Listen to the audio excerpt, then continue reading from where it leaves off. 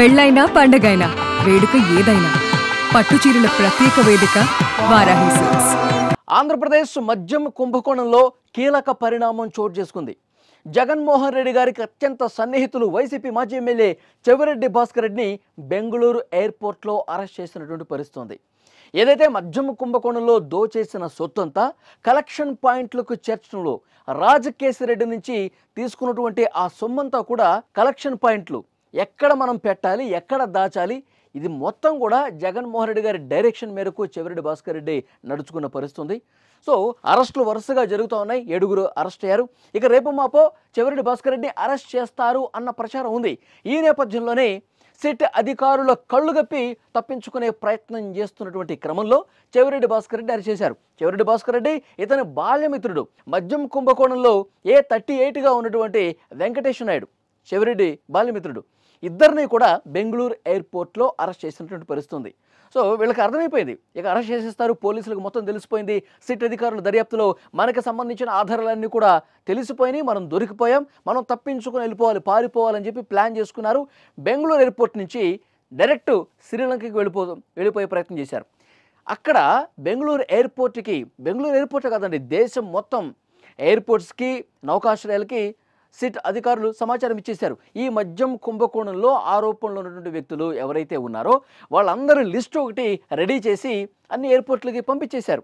So Chevireddy Bhaskar Reddy అలాగే వెంకటేష్ నాయుడు వీళ్ళు పారిపోవడానికి బెంగళూరు ఎయిర్పోర్ట్కి వచ్చినప్పుడు అక్కడ ఉన్నటువంటి ఇమిగ్రేషన్ అధికారులు చూశారు లిస్టు. ఎస్, వీళ్ళు ఆ లుకౌట్ నోటీసుల జాబితాలో ఉన్నారు. వీళ్ళు వెంటనే ఆంధ్రప్రదేశ్ మద్యం కుంభకోణాన్ని దర్యాప్తు చేస్తున్నటువంటి సిట్ అధికారులకు ఇన్ఫర్మేషన్ ఇచ్చేశారు. ఆగా మేఘాల మీద సిట్ అధికారులు బెంగళూరు ఎయిర్పోర్ట్కి వచ్చి అరెస్ట్ చేసి తరలించుకుపోతున్నటువంటి పరిస్థితి కనిపించింది. నేరుగా ఇప్పుడు ఆంధ్రప్రదేశ్కి తీసుకువెళ్తున్నారు.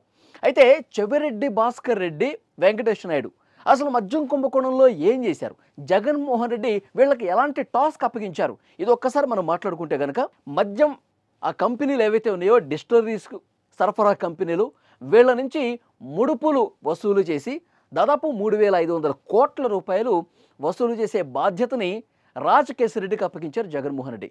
మరి రాజకేశిరెడ్డి దగ్గర నుంచి ఆ తీసుకున్నటువంటి డబ్బులు, రాజకేశిరెడ్డి నుంచి తీసుకున్నటువంటి ఆ సొత్తంతా కూడా ఎక్కడ దాయాలి, ఆంధ్రప్రదేశ్లో ఎక్కడెక్కడ పెట్టాలి, ఈ టాస్క్ అప్పగించింది మాత్రం చెవిరెడ్డి భాస్కర్ రెడ్డి అండ్ వెంకటేష్ నాయుడు, చెవిరెడ్డి ఫ్రెండ్ అనమాట. సో డెఫినెట్గా ఇక్కడ ఏం కనిపిస్తుందంటే ఎన్నికల్లో గెలవటం కోసం ఈ మద్యం కుంభకోణం ద్వారా తీసుకొచ్చినటువంటి సొమ్ముని ఎలక్షన్ టైంలో ఓటర్లకి పంచి పెట్టడానికి ప్లాన్ చేశారు. ఇది ప్రస్తుతం జరుగుతున్నటువంటి చర్చ. దానికి సంబంధించిన ఆధారాలన్నీ కూడా చెవిరెడ్డి భాస్కర్ రెడ్డి ఏం చేశాడు, వెంకటేష్ నాయుడు ఏం చేశాడు, ఇవన్నీ కూడా క్లియర్ కట్ ఆధారాలు సంపాదించింది సిట్టు. రాజకేశిరెడ్డి దగ్గరికి ఈ చెవిరెడ్డి భాస్కర్ రెడ్డి గన్మెన్లు కావచ్చు, పిఏలు కావచ్చు, తర్వాత అతని అసిస్టెంట్లు కావచ్చు, వీళ్ళందరినీ ఆఖరికి డ్రైవర్లతో సహా అందరినీ కూడా రాజకేశిరెడ్డి దగ్గరికి పంపించాడు. ఎందుకంటే మద్యం కుంభకోణంలో దోచిన సొమ్ము రాజకేశిరెడ్డి దగ్గర ఉంది కదా, హైదరాబాద్ కావచ్చు, బెంగళూరు కావచ్చు, ఇట్లా అక్కడికి పంపించేసి ఆ డబ్బునంతా అనేక మార్గాల్లో వాళ్ళ కార్లు కావచ్చు, లేకపోతే వేరే వాళ్ళకి ఎలా వీలైతే అలా తీసుకొచ్చి జగన్మోహన్ రెడ్డి గారికి తాడేపల్లి ప్యాలెస్ ఉంది కదండి, ఆ ప్యాలెస్కి దగ్గరగా ఒక అపార్ట్మెంట్ని తీసుకున్నారు. అపార్ట్మెంట్లో కొన్ని రూములు తీసుకున్నారు. ఎలక్షన్ ముందు తీసుకుని దాదాపు 500 కోట్ల రూపాయల వరకు ఆ అపార్ట్మెంట్లో ఉన్నటువంటి అద్దెకి తీసుకున్న రూముల్లో దాచేశారు.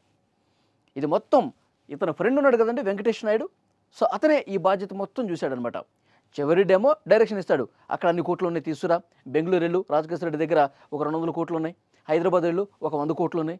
సో ఇవన్నీ తీసుకొచ్చి తాడేపల్లి ప్యాలెస్కి సమీపంలో ఒక అపార్ట్మెంట్లో రూముల్లో పెట్టేశారు.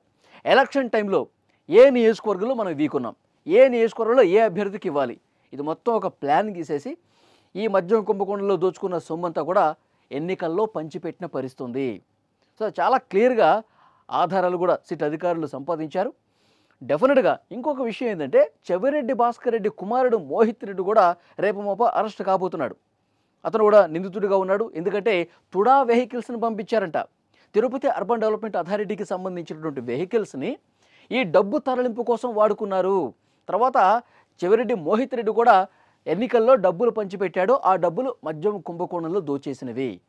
సో డెఫినెట్గా ఈ ఆధారాలన్నీ కూడా దొరికినాయి. రేపు మాపో వీళ్ళని అరెస్ట్ చేసి వీళ్ళని కస్టడీలోకి తీసుకొని విచారించేటప్పుడు ఎవరి ఆదేశాల ప్రకారం మీరు ఈ సొమ్మంతా ఎన్నికల్లో ఖర్చు పెట్టారన్నది కూడా బయట పెట్టేస్తారు. మరి జగన్మోహన్ రెడ్డి గారు చెప్తేనే కదా చేసేది. జగన్మోహన్ రెడ్డి గారి పేరు చాలా వాటిల్లో వచ్చింది. ఇంతకుముందు 7 నిందితులు అరెస్ట్ అయ్యారు. వాళ్ళు కూడా కస్టడీలో జగన్మోహన్ రెడ్డి గారి పేరు చెప్పారు. ముఖ్యంగా రాజకేశ్వర రెడ్డి మొత్తం కక్కేశాడు.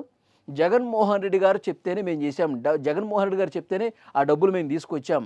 ఇవి కూడా త్వరలోనే బయటకు వచ్చే అవకాశం కనిపిస్తుంది. సో డెఫినెట్గా లిక్కర్ కుంభకోణానికి సంబంధించి ఆంధ్రప్రదేశ్లో పెద్ద ఎత్తున జరిగింది.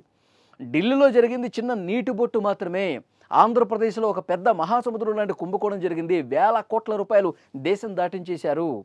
ఇది కదా పార్లమెంట్లో చాలా స్పష్టంగా లావు శ్రీకృష్ణదేవరాయలు తెలుగుదేశం పార్టీ ఎంపీ కూడా చెప్పిన పరిస్థితుంది. కాబట్టి ఈ పెద్ద కుంభకోణానికి సంబంధించి దోచేసిన సొమ్ము ఎక్కడెక్కడ ఖర్చు పెట్టేశారు, ఎక్కడెక్కడ పెట్టుబడి పెట్టారు, ఇవన్నీ కూడా ఆధారాలతో సహా సిట్ సేకరించింది. చెవిరెడ్డి భాస్కర్ రెడ్డితో, వెంకటేష్ నాయుడుతో ఈ అరెస్టులు ఆగవు.